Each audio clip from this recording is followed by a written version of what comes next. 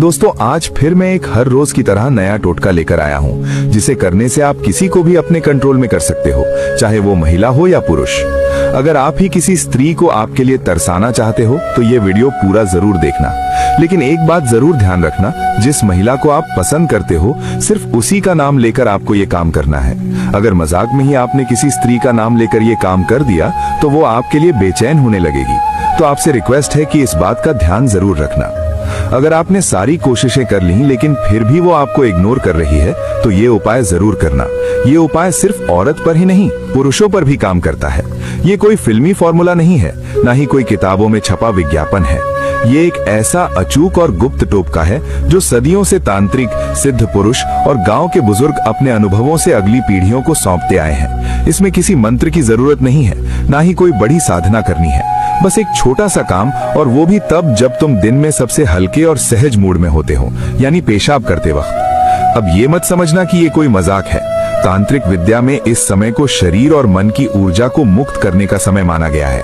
और इस समय अगर तुम एक विशेष भाव और नाम के साथ अपनी भावना किसी स्त्री के प्रति प्रकट करते हो तो उसके मन में आपकी बेचैनी अपने आप बढ़ने लगती है। अब सवाल उठता है कि ये कैसे करना है, क्या सही तरीका है, कब और कैसे इस उपाय को आजमाना है, और सबसे अहम बात, वो कौन सी बातें हैं जिनका ध्यान रखना बेहद जरूरी है ताकि ये टोटका तुम्हारे खिलाफ ना हो जाए। आगे बढ़ने से पहले रिक्वेस्ट है कि वीडियो को लाइक करना मत भूलना। चलिए शुरू करते हैं। पॉइंट नंबर 1, मन में नाम जपने की रहस्य शक्ति।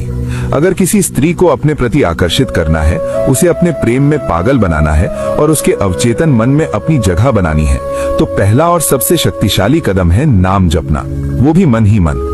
लेकिन ये किसी मंदिर में बैठकर या ध्यान अवस्था में नहीं करना, बल्कि तब करना है जब तुम सबसे सरल, सबसे निष्कलश और सबसे प्राकृतिक अवस्था में होते हो, पेशाब करते समय। अब ये बात थोड़ी अजीब लग सकती है, क्योंकि हमें बचपन से सिखाया जाता है कि पेशाब एक शारीरिक क्रिया है, उसमें कोई तांत्रिक या मानसिक ऊर्जा नहीं होती।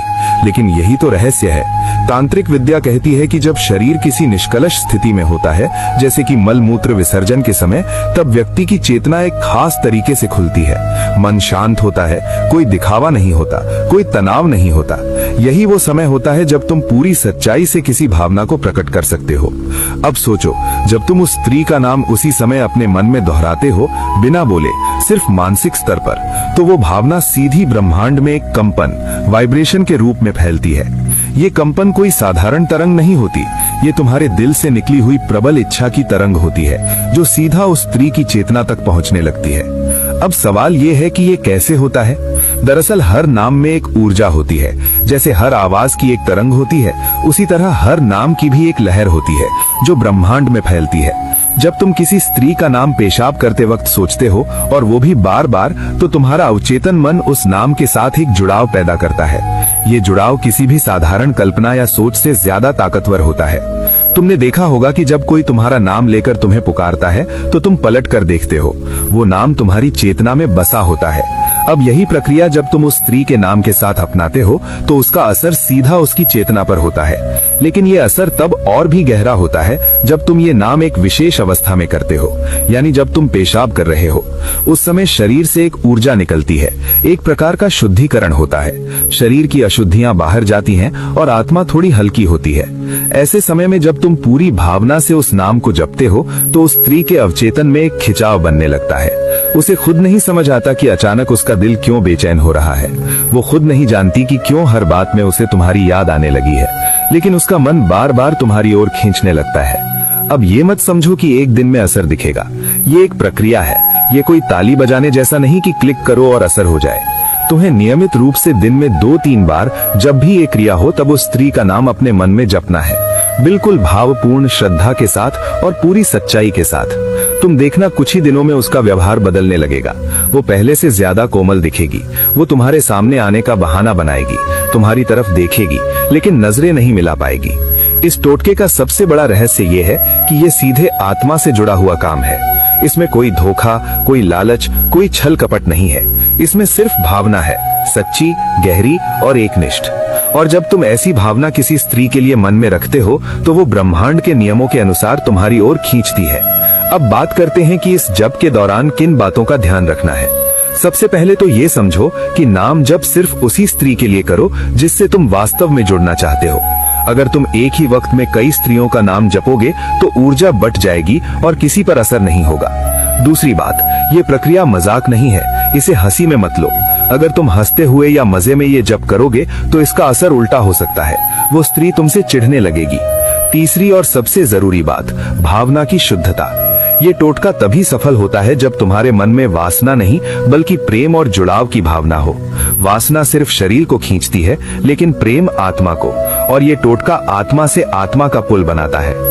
अब जरा कल्पना करो उस दिन की जब वो स्त्री तुम्हें देखकर मुस्कुराएगी, खुद तुमसे बात करने की पहल करेगी और रात को तुम्हारे ख्यालों में खो जाएगी।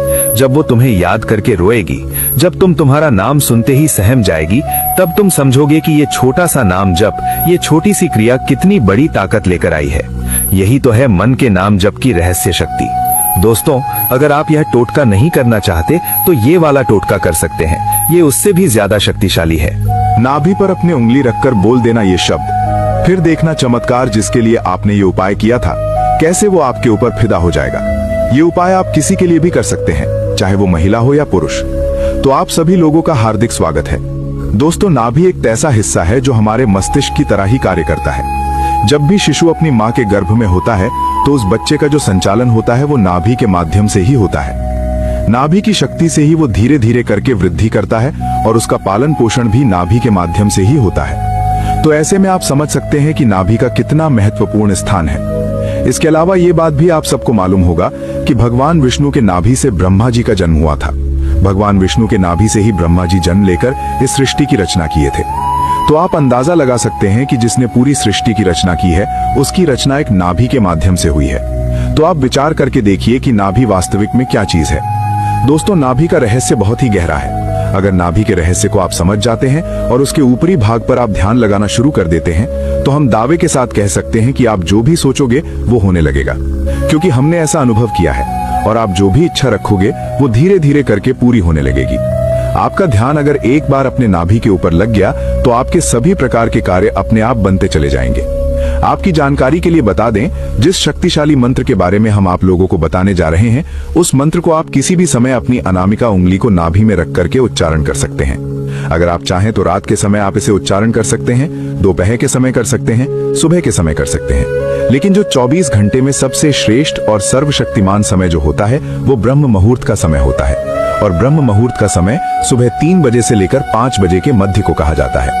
अगर आप सुबह 3 से लेकर 5 बजे के बीच में इस प्रयोग को करते हैं तो इसका लाभ अन्य समय की तुलना में आपको कई गुना ज्यादा मिलेगा, क्योंकि ब्रह्म मुहूर्त में दिव्य शक्तियां इस धरातल पर जागृत अवस्था में रहती हैं। और अगर आप इस समय इस कार्य को करते हैं तो ये आपके लिए सोने पर सुहागा के समान कहा जा सकता है। इस प्रयोग को करने के लिए आपको क्या करना है, ध्यान से सुन लीजिए या फिर कॉपी में लिख लीजिए। लेकिन दोस्तों, वीडियो में आगे बढ़ने से पहले अगर आपने अभी तक हमारे चैनल ज्ञानी पंडित को सब्सक्राइब नहीं किया है तो कृपया अभी हमारे चैनल को सब्सक्राइब कर लीजिए, ताकि आपको रोजाना ऐसे ही ज्ञानवर्धक और महत्वपूर्ण जानकारियां मिलती रहें। साथ ही साथ महादेव के सच्चे भक्त कमेंट बॉक्स में हर हर महादेव जरूर लिख दीजिए। दोस्तों, इस प्रयोग करने के लिए सबसे पहले आपको सीधा बैठ जाना है। रीढ़ की हड्डी बिल्कुल सीधी होनी चाहिए, लेकिन कुछ लोग ऐसे होते हैं जिन्हें सीधा बैठने में समस्या होती है। और अगर आप ऐसे इमरजेंसी सिचुएशन में फंसे हुए हैं तो आप इसे लेट करके भी कर सकते हैं। तो आपको करना क्या है दोस्तों, आपने जो कपड़ा पहना है नाभि के ऊपर से उस कपड़े को हटा लेना है। कपड़े के अंदर हाथ ले जाकर के नाभि के ऊपरी हिस्से पर अपने अनामिका उंगली को रखें।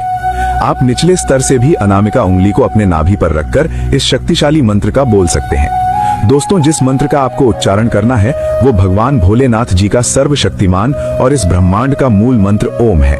जी हाँ दोस्तों, ओम मंत्र स्वयं अपने आप में ही निराकार भगवान का स्वरूप है। दोस्तों, आपको अपने अनामिका उंगली को अपने नाभि पर रख के ओम मंत्र का कम से कम 11 बार उच्चारण करना है। अगर आप चाहें तो इस मंत्र का उच्चारण आप 21 बार कर सकते हैं, 51 बार कर सकते हैं या फिर 108 बार भी कर सकते हैं। लेकिन इस बात का आप विशेष रूप से ध्यान रखें कि जितने बार भी आप ये मंत्र बोलेंगे, आपका ध्यान अपने नाभि के ऊपर रखे उंगली पर होना चाहिए। मंत्र को आपको मन ही मन बोलना है और आपका मन 100% अपने उंगली पर होना चाहिए। इस प्रयोग को करने के बाद आपके शरीर में स्पंदन होना प्रारंभ हो जाएगा। आप उस स्पंदन को महसूस करने लगेंगे। और दोस्तों, ये स्पंदन ही सब कुछ होता है। स्पंदन में ही स्वयं प्राणपुर से पूरे ब्रह्मांड की उत्पत्ति हुई है। और उस चीज के प्रभाव से आपके जीवन में ब्रह्मांड की ऐसी कोई भी चीज नहीं है जो आपको प्राप्त नहीं होगी। दोस्तों, इस धरातल पर जितनी भी प्रकार की शक्तियां मौजूद हैं, उन सभी शक्तियों का आविर्भाव नाभि से हुआ है। ऐसे में जब आप इस क्रिया को करेंगे तो वो सभी प्रकार की शक्तियां आपके लिए कार्य करना प्रारंभ कर देंगी। एक बार बस आप शुरुआत तो कीजिए, उसके बाद आप खुद देखेंगे आपके जीवन में क्या क्या चमत्कार होगा। दोस्तों, अगर आप लगातार अपने नाभि के ऊपर ध्यान लगाना प्रारंभ कर देते हैं तो यकीन मानिए आपको वो सभी चीज प्राप्त होने लगेगी जिसकी आपने कभी कल्पना भी नहीं की होगी।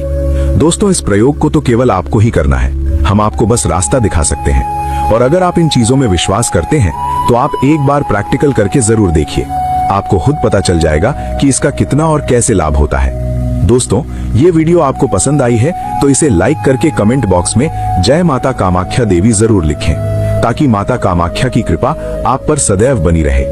दोस्तों, अगर आपने इस चैनल को सब्सक्राइब नहीं किया है तो सब्सक्राइब कर लीजिए।